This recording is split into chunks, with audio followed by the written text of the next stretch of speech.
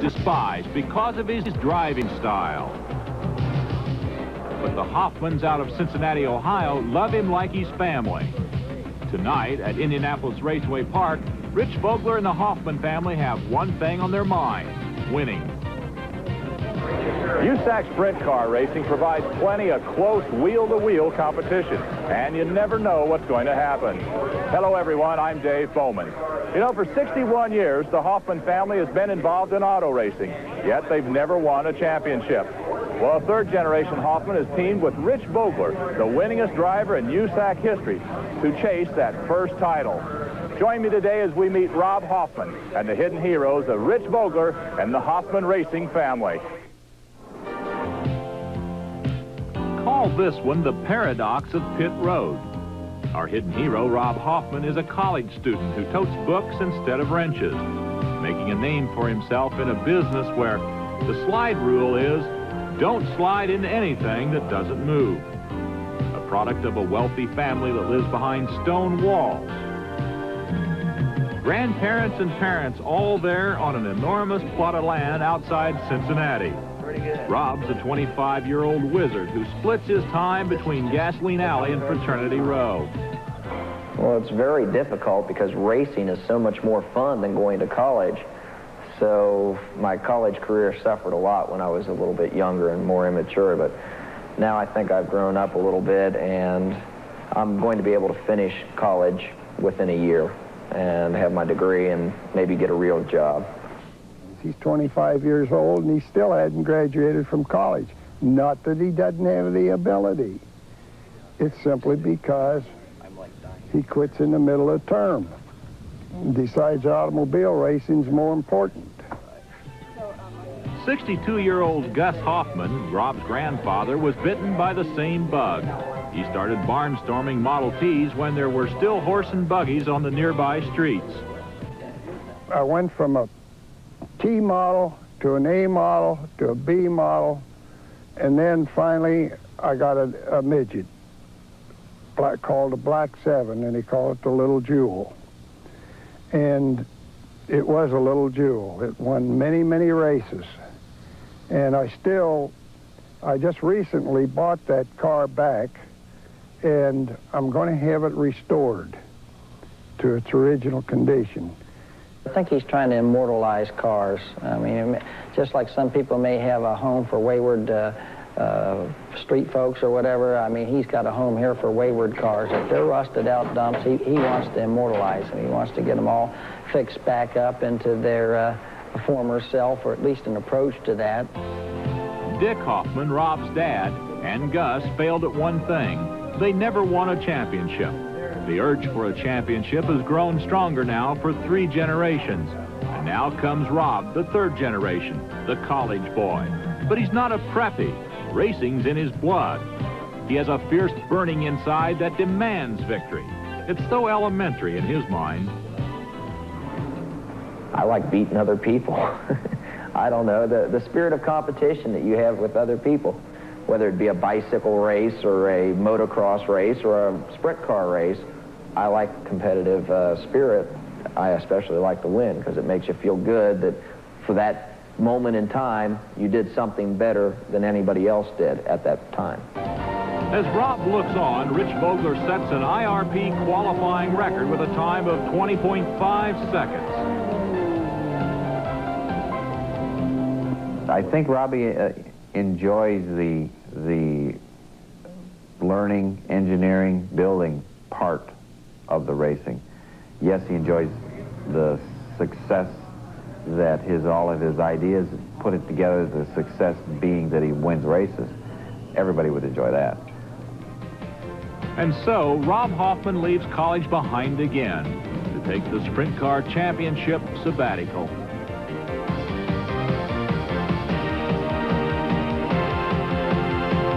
But this time at Indianapolis Raceway Park, there's a championship on the line.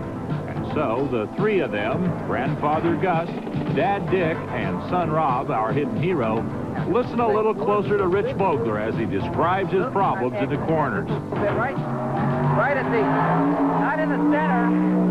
It was good getting in all the way to the center. I could pick up the throttle real good in the center, but when I got to about... You want to go all the way to the floor. Yeah, no, not in the center. I could go hard. All the way right in the center it would kick out, but it would start to kick out in the center a little way. Okay, so when you're, through the center of the corner, you're pretty much straight. It's when you turn out of the corner, you got to turn it a little bit harder, and that's when it's kicking loose. Yeah. The Hoffmans are a family steeped in sprint car tradition. But there is, as there always seems to be for the hardcore racers, a beckoning call from the Indianapolis Motor Speedway. Dick Hoffman, heading up the family motorsports operation, plunged into the IndyCar world head and wallet first in the 70s and early 80s. His son Rob became the youngest crew chief at Indy. He was only 20 when they fielded a car for Spike Gilhousen. I thought it was a worthwhile pursuit. Not too many people go to Indianapolis. Not too many people can say that, they crewed on a car at Indianapolis. And so I think that's a memory I always have with him. I don't know, maybe he'll go back and do it again someday as a chief mechanic for a big team. They don't take you for real. They think, oh, yeah, there's the owner's son. He's got a title. Oh, boy. He doesn't know anything. And even the drivers have a hard time accepting you because, they've been racing for so long. How can they accept this kid making decisions on the car that they're out there hurtling around the racetrack in? Rob soon won their trust and admiration. Their best finish was 13th. The expense of running Indy cars forced the Hoffmans back to sprint cars in 1988. At the end of that season, Rich Vogler came to Gus Hoffman with a deal. And I said, well, here's what I'd like to do. I want to go run a full year of USAC racing, get a commitment from a car owner for the whole series. Oh, I got a call from Rich Vogler, and he said, I got a hell of a deal for you. And he told me that he had available a Buick V6 engine that was available to us for experimental purposes. And we also had a deal with Hoosier Tire. They'd furnish us the tires for the whole season. And a few other deals that he had. They know how to be a successful and winning team, and I like that. And then I like their attitude. They've got a good attitude about a driver. Some car owners think that a driver is just somebody that can be replaced. Well, I don't feel that way with the Hoffman. Led by 25-year-old Rob, the Hoffmans offered something unheard of these days, designing and hand-tooling a car all by themselves. The sparkling number 69 was the result. But the reviews from the Railbird critics at first was a little caustic. The car looks like the Navy, they said. Run it may, shine it must. Vogler felt differently. I could tell that even though Rob has never built one, he knew what it would take. He knew that tube strengths and the mechanical part of building it, he knew all about that. Engineering, he knew exactly where to put the engine and the chassis because he just figured it out with a computer, and which I don't know anything about that type of stuff, but Rob did. And he told the computer, we're taking this car and putting a V6 in it from a V8, where should the engine be? And that's where it wound up being. It's an ironic combination. A veteran driver, a collegiate crew chief, a V6 in a V8 world in a homemade hand grenade. It had all kinds of potential.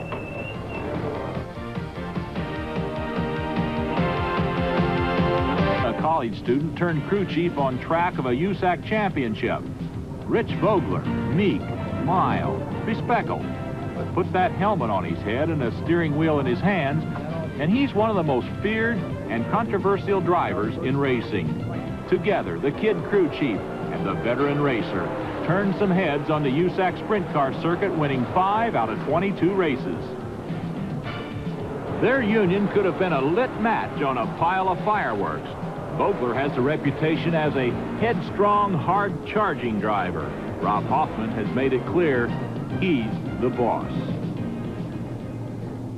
If Rob wants to, if he says, I think this is the way to fix it, and in the back of my mind, I think, no, we need to do, like you said, a 180-degree difference, I will try and push my idea. And if he has made up his mind that he wants to try his idea to fix it, I think I'm open-minded enough to let him do it. And if it works, that's great. And if it doesn't work, he's open-minded enough to see, well, maybe we'll try Vogler's way. He just tells me what the car's doing, and he tells me what he's done in the past to correct the problem, or what he thinks might work. And I'll go back and punch it out on the calculator and come up with some idea, or, you know, just gut feeling. You can agree with him or disagree, and we try to work it out on there. On this warm summer night at IRP, Rich Vogler has to start last in the first heat.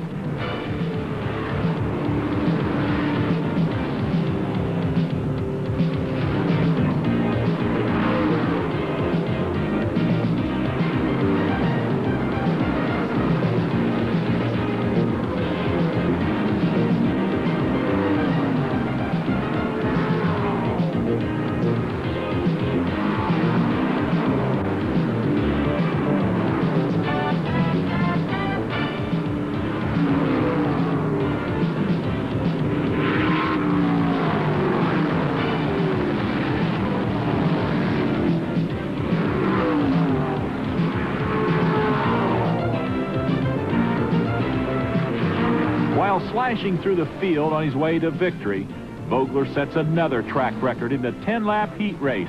Still, he isn't satisfied. We get on hard and push it coming off. So we need to give it stagger and then hook the back end up some other way. Maybe raise the front end. Is the front end low?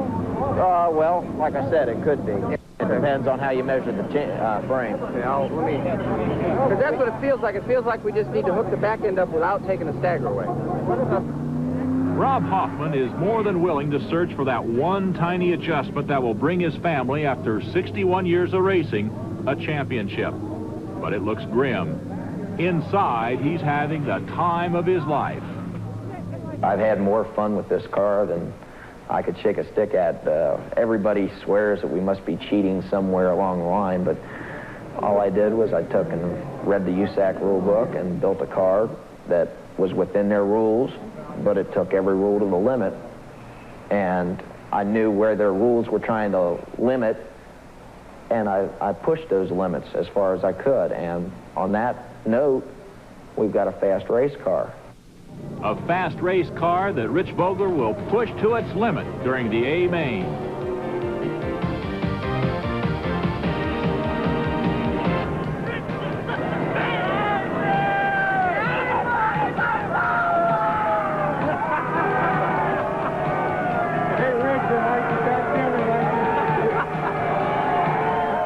Ago, right here, Rich Vogler, driving the Hoffman Racer in his own inimitable style, tried to avoid this wreck between Wayne Hammond and Larry Fritz and crashed into crowd favorite Gene Lee Gibson. Now, Vogler seizes the moment.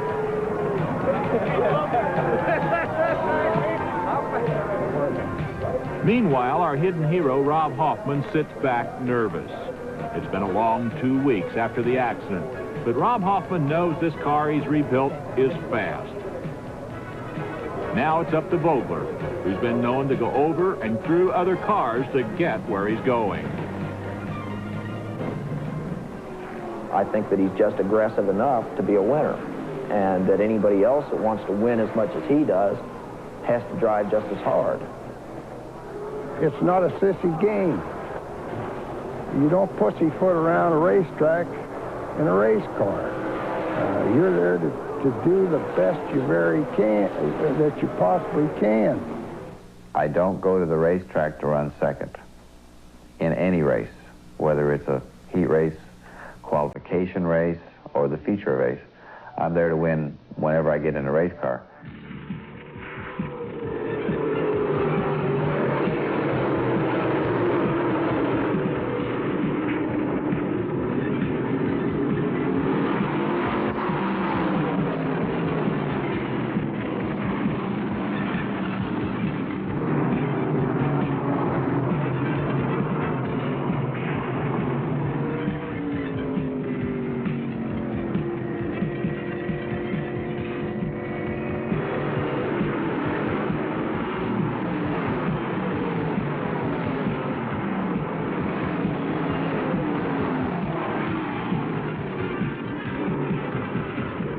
of Vogler's chief competitors is Gary Bettenhausen, whose rear end is enveloped in flames and forces him to bail out.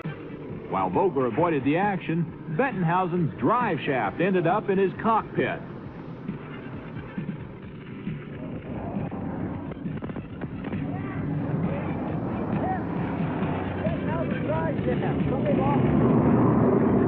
Vogler cut the drive shaft out of Bettenhausen's car. I don't know. I got to look at the car. Hold it a second. I got to look at the car. Vogler got the drive shaft. Let me see.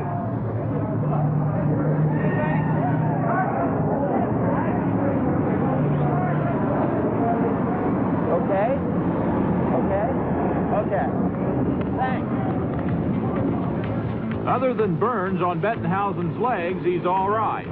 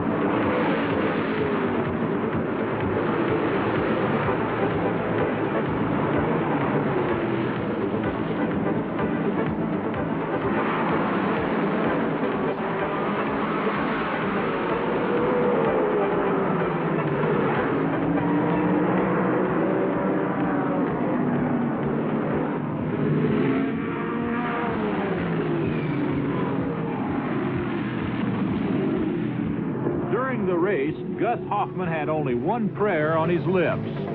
I said, oh, Lord, make this turkey hold up so Rob can say that we finished this race in first place.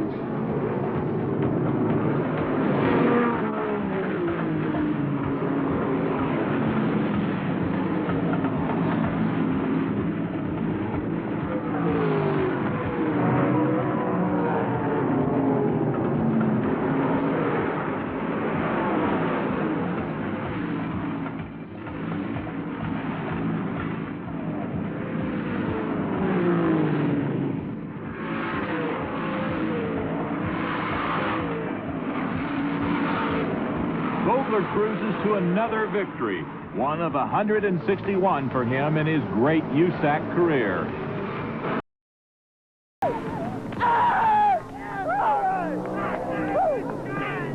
The victory puts the Hoffman family a step closer to ending a 61-year-old drought and giving them their first championship. It's all worth it. Late nights, missing out on parties with your friends, and your social life suffers, but every sacrifice you make is worth it to win. It's just been a fantastic year so far with the Hoffman racing team car, and Rob and Dick and Gus and all the people that work on the Hoffman car are good workers, and we're going to have a lot of fun. For the Hoffman family, winning was a sometime thing. But for Rob, now that the team is winning consistently, it takes on a whole new meaning. For Hidden Heroes, I'm Dave Bowman. Join us next week on Hidden Heroes as we watch Derek Walker struggle to help Porsche gain its winning ways on the kart IndyCar circuit. This episode of Hidden Heroes has been brought to you by Fram Filters, Bendix Brakes, and Autolite Spark Plugs and Wiring Cables, which are all quality products of Allied Signal.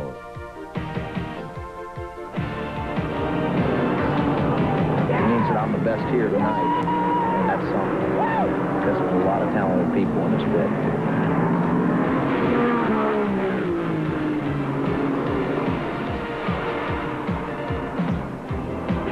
Later in the year, the Hoffmans with Rich Vogler went on to Mosport, Canada, and clinched their first USAC Sprint Car Championship.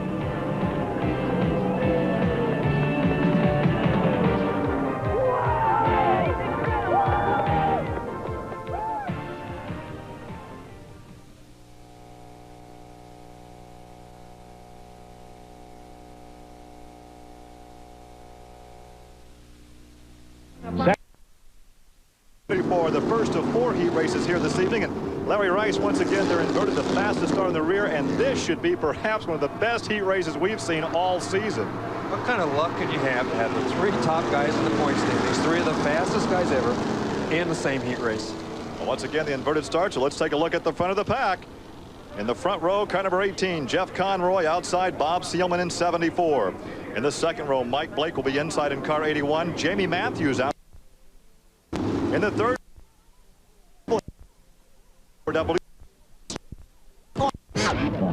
car, and the final row, Eric Gordon is going to come. Point Steve Butler, and he is the fast qualifier. As we've indicated, he's been fast all season long, been plagued with mechanical problems. They got the car worked out, and he's third in the points. There is Robbie Stanley. He has won twice here this season.